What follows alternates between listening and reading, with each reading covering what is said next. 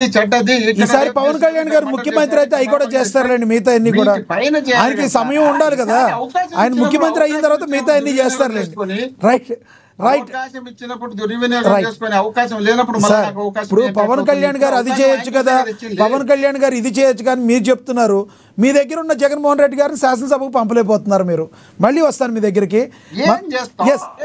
అడిగి పోయి ఒక్క నిమిషం, పవన్ కళ్యాణ్ గారు అసెంబ్లీలో ఉన్నారు, చంద్రబాబు నాయుడు గారు అసెంబ్లీలో ఉన్నారు. అలాంటి ప్రాంతానికి జగన్మోహన్ రెడ్డి పోకుండా ఉన్నటువంటి ప్రాంతంలో అదే బాలకృష్ణ గారు వచ్చి సైకో గాడు పవన్ కళ్యాణ్ వాళ్ళను వాడేవాడు వచ్చినాడు, ఈడోడు వచ్చిన వాడి జుల్లా వీళ్ళు జుల్లా అనే మాట మాట్లాడుతుంటే నోరు ఎత్తలేని వీళ్ళకు స్పీకర్ గా ఉన్నటువంటి రాజు గారు అందరూ చప్పట్లు కొట్టి వెరీ గుడ్ అంటే ఇట్లా చోటు జగన్మోహన్ రెడ్డి గారు పోవాలా? ఏ సమాధానం చెప్పలేరా మీరు? జగన్మోహన్ రెడ్డి గారు వాళ్ళు కొంచెం వాళ్ళు ఆ రకంగా మాట్లాడితే వాళ్ళకి ఏక్తా టైగర్ గా ఉన్న జగన్మోహన్ రెడ్డి గారు సమాధానం చెప్పలేరా? అందుకే వెళ్ళట్లేదా మీరు?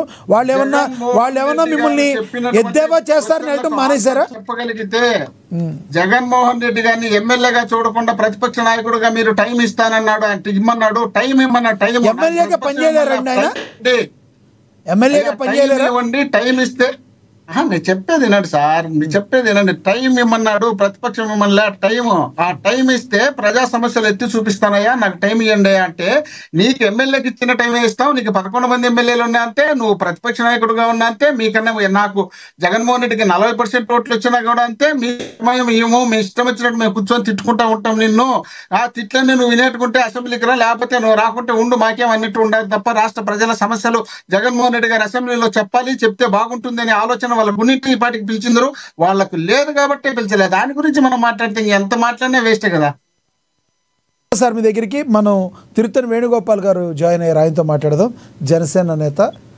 నమస్తే సార్ వేణుగోపాల్ గారు.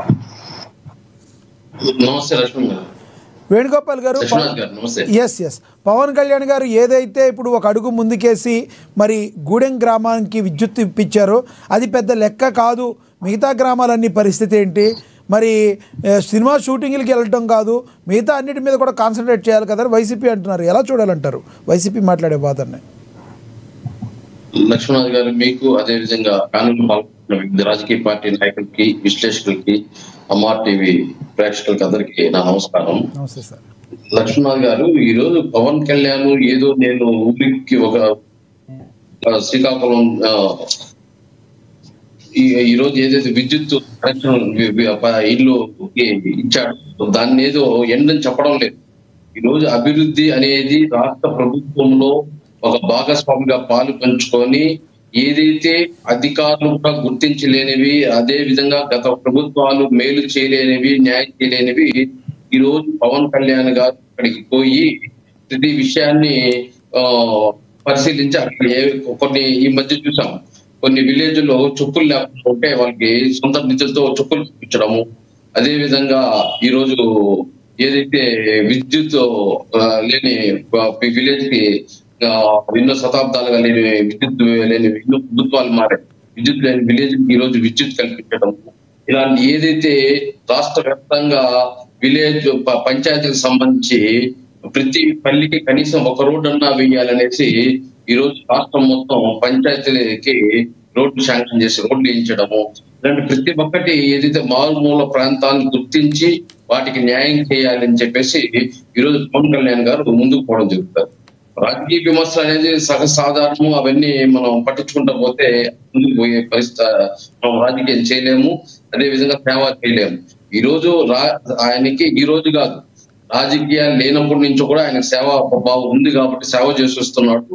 ఆ సేవతో పాటు రాజకీయ బలం కావాలి, మనం ఇంకా ఎక్కువ స్ప్రెడ్ చేయాలంటే అని చెప్పేసి ఈ రోజు పవన్ కళ్యాణ్ గారు చెప్తున్నారు. కానీ ఎవరో మెప్పు కోసం, ఎవరో ఇది కోసమో చేయడం. అదే విధంగా ప్రభుత్వాన్ని కూడా ఏదైతే ప్రతిపక్షం స్ట్రాంగ్ గా లేదు, ప్రతిపక్షం సరిగా ప్రశ్నించలేదని చెప్పేసి ఆ పాత్ర కూడా అధికారంలో ఉన్న కూడా ప్రతిపక్ష పాత్ర కూడా పవన్ కళ్యాణ్ పోషిస్తున్నాడు. దాన్ని నువ్వో చెప్పేది కాదు. ఉండవల్లి లాంటి విశ్లేషకులే ఈ రోజు టీవీలకు ముందు వచ్చి నేను పవన్ కళ్యాణ్ గారికి హ్యాట్సాప్ చెప్తున్నాను, ఎందుకంటే 3 పోర్ట్ఫోలియోలు పెట్టుకున్నా కూడా ఆయన డిప్యూటీ సీఎం, ఆయన మినిస్ట్రీ ఉన్నా ఆయన తరఫున ఒక 3 మినిస్టర్, ఆయన పార్టీకి 3 మినిస్టర్లు ఇచ్చి ఆయన డిప్యూటీ సీఎం గా ఉన్నా కూడా ఈ రోజు ప్రతిపక్షాన్ని నేను ప్రతిపక్షంలో ఉండి నేను అధికార పక్షాన్ని ప్రశ్నిస్తాను అవసరమైతే అన్నాడని చెప్పేసి వాళ్ళ ఉండవల్లి లాంటి నాయకులు కూడా ఈ రోజు హ్యాట్సప్ అవుతున్నారు. దాన్ని మనం కూడా గమనించాలి. ఈ రోజు ఏదో రాజకీయ విమర్శ ప్రతిదాన్ని రాజకీయ విమర్శ చేసుకుంటూ పోతా ఉంటే ఏది కానీ జరిగింది. వరద బాధితులు 10 రోజులైంది. 10 రోజులైన తర్వాత జగన్మోహన్ రెడ్డి గారు నిన్న నిద్రలు వేసి బెటాలియన్ వేసుకుని వచ్చి అధికార పక్షాన్ని ప్రశ్నిస్తున్నాడు. నువ్వు 10,000 కోట్లు అడగాల్సింది ఏంది 5,000 కోట్లు అడిగినావు అని చెప్పేసి. అంటే కేంద్ర ప్రభుత్వానికి లేఖ రాసి 10 రోజులు అంత ఎస్టిమేషన్ అధికారులు 10 రోజులయ్యి లేఖ రాసి పంపించి కేంద్రం పంపించిన తర్వాత ఇప్పుడు వచ్చి నువ్వు ప్రశ్నిస్తున్నావు 10,000 కోట్లు అని. అంటే ఈ 10 రోజులు ఏం చేస్తున్నావు? ఈ 10 రోజులు నిద్రపోతున్నారా? ప్రతిపక్షం యాక్టివ్ గా ఉండాలి కదా, అడగాలి కదా. ఏదైతే వరద బాధితులు వచ్చిందో ఒక అధికార పక్షం పోతా ఉంటే ఒక ప్రతిపక్షం పోయి దాన్ని పరిశీలించి నష్టపరిహారాన్ని అంచనాలు వేసి ప్రభుత్వం ఏం చెప్తాందో దానికి వాళ్ళు పంపించక ముందే లేఖ రాయక ముందే ఇంత కావాలని ప్రశ్నించండి అడగండి అని చెప్పాలి కదా.